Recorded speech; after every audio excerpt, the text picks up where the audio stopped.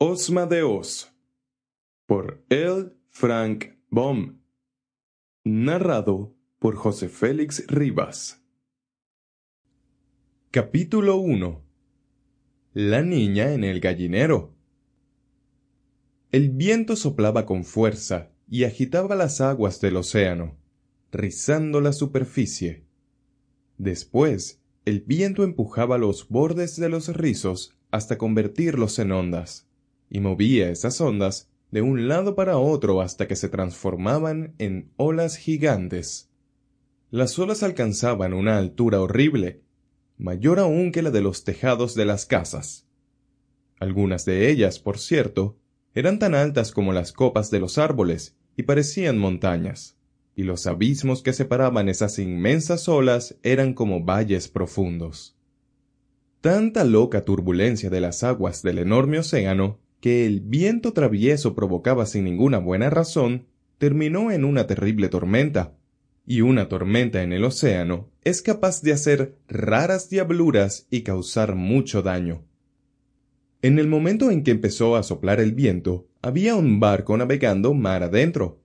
Cuando las olas se pusieron a saltar y a rodar y a subir más y más, el barco se movía acompañando la violencia de las aguas y se inclinó, primero hacia un lado y después hacia el otro, y el mar lo azotó con tanta fuerza que hasta los marineros tuvieron que aferrarse a los cabos y a los pasamanos, para que el viento no los barriera de la cubierta y los arrojara al mar.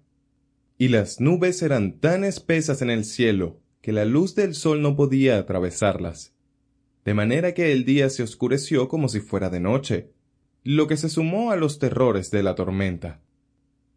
El capitán del barco no tenía miedo, porque ya había visto otras tormentas y las había atravesado con el barco sin sufrir daño. Pero sabía que sus pasajeros correrían peligro si trataban de quedarse en cubierta. De manera que los metió a todos en el camarote y les dijo que se quedaran allí hasta que pasara la tormenta, y que fueran valientes y no se asustaran, que todo saldría bien. Entre aquellos pasajeros había una niña de Kansas, llamada Dorothy Gale, que iba a Australia con su tío Henry a visitar a unos parientes que nunca habían visto. El tío Henry, conviene saberlo, estaba débil y nervioso, porque había trabajado tan duro en su granja de Kansas que su salud se había resentido. De manera que había dejado a la tía Em en casa para que vigilara a los jornaleros y se ocupara de la granja mientras él viajaba a Australia a visitar a los primos y a disfrutar de un buen descanso. Dorothy tenía muchas ansias de acompañarlo en ese viaje, y el tío Henry pensó que sería una buena compañía y que le ayudaría a levantar el ánimo.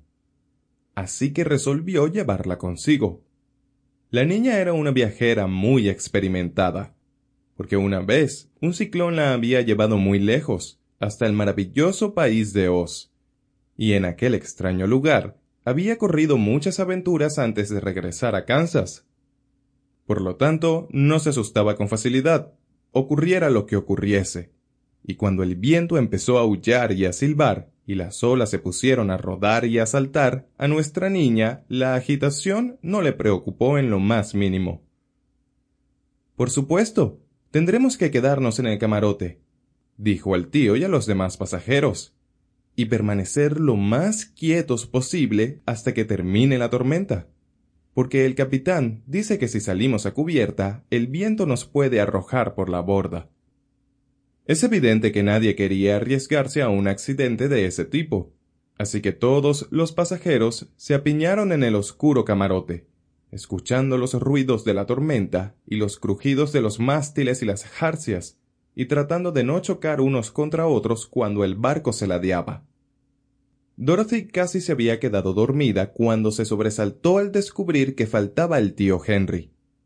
No podía imaginar a dónde había ido, y dado su estado de salud, empezó a preocuparse por él y a temer que hubiera cometido el error de salir a cubierta. En ese caso, estaría en grave peligro a menos que volviera a bajar inmediatamente.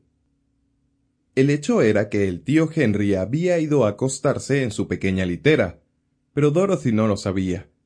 Solo recordaba que la tía Em le había Sample complete. Ready to continue?